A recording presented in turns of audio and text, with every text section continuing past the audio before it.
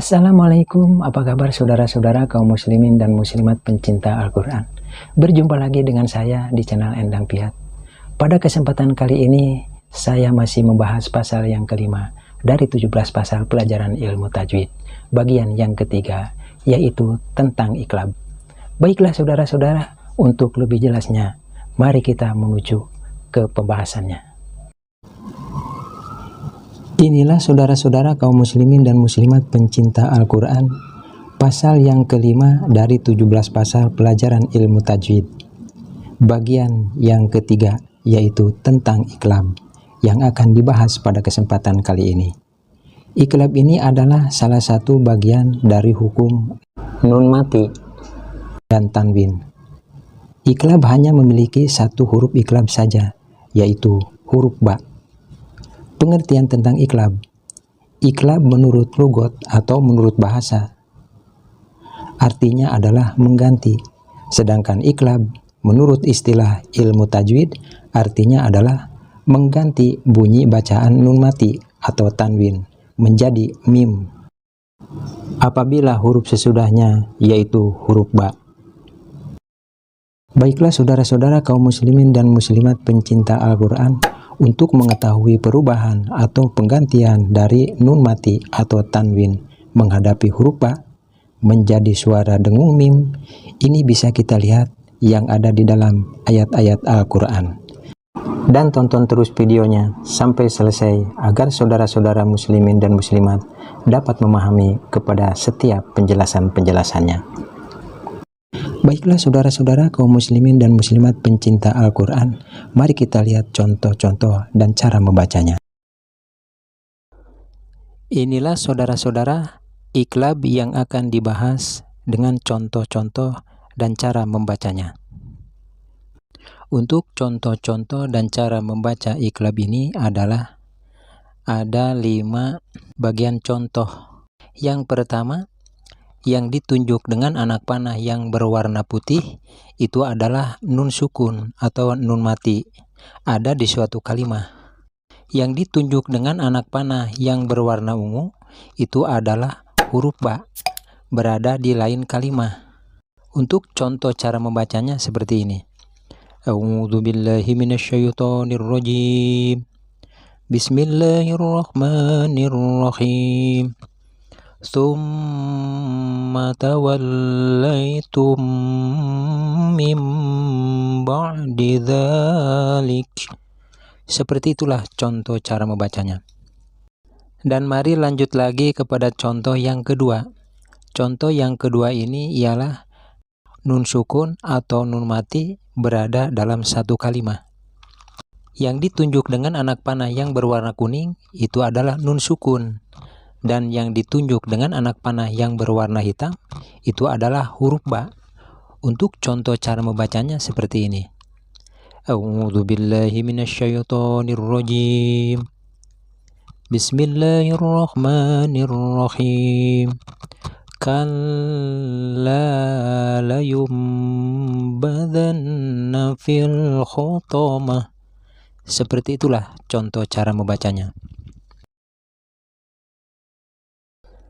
Dan mari lanjut lagi kepada contoh yang ketiga. Contoh yang ketiga ini adalah pathatain, kasrotain, dan domatain, atau tanwin pathah, tanwin kasroh, dan tanwin domah.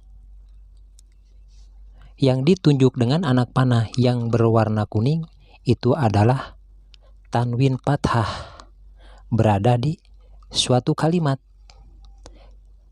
Yang ditunjuk dengan anak panah yang berwarna ungu itu adalah huruf ba, berada di kalimat yang lain. Untuk contoh cara membacanya seperti ini. A'udzubillahi minasyaitonirrajim. Bismillahirrahmanirrahim.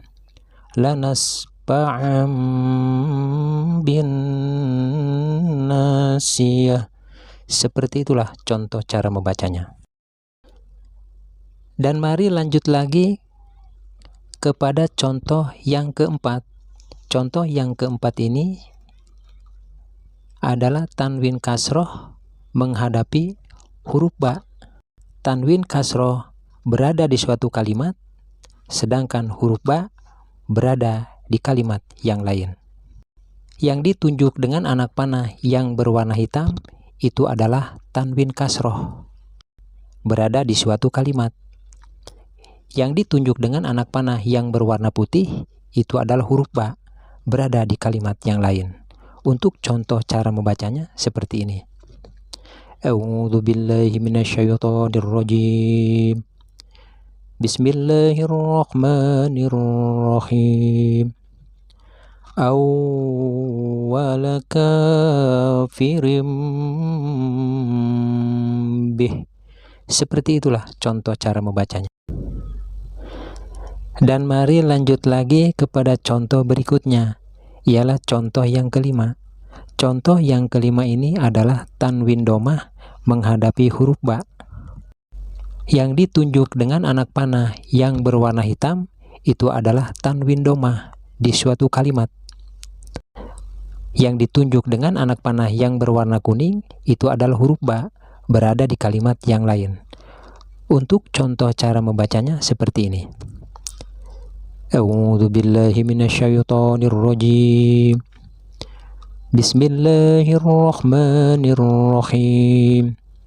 Wallahu basirum bima ya'malun. Seperti itulah contoh cara membacanya. Demikianlah saudara-saudara pembahasan pasal yang kelima dari 17 pasal pelajaran ilmu tajwid, bagian yang ketiga tentang iqlab. Selesai sampai di sini. Dan untuk pembahasan bagian yang keempat, pasal yang kelima dari 17 pasal pelajaran ilmu tajwid, yaitu tentang idgham. Di mana idgham ini terbagi menjadi kepada dua bagian.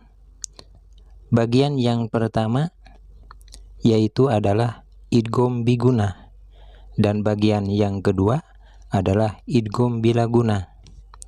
Begitu pula akan disertai dengan contoh-contoh dan cara-cara membacanya. Baiklah saudara-saudara kaum muslimin dan muslimat, untuk lebih jelasnya akan saya bahas pada kesempatan berikutnya. Dan semangat terus mempelajari ilmu tajwidnya, biar cepat lancar membaca Al-Quran. Terima kasih sudah menonton video ini dan mempelajari ilmu tajwidnya. Semoga bermanfaat. Akhirul kalam. Wassalamualaikum warahmatullahi wabarakatuh.